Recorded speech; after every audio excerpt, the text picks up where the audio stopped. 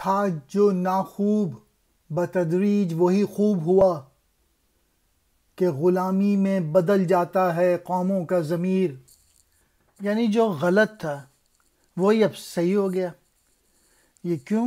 کیونکہ جو مالک تھا اس نے جو غلط بات کو صحیح کہا تو اب غلام لوگ بھی کہنے لگے کہ ہاں یہ صحیح ہے.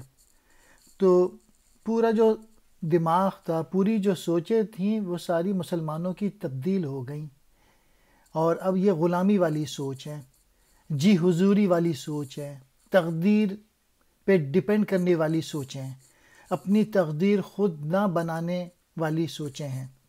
اور جب تک یہ تبدیلی نہیں کریں گے، جب تک سوچ تبدیل نہیں کریں گے، تھاٹ پروسیس تبدیل نہیں کریں گے، چیزیں چینج نہیں ہوں گی.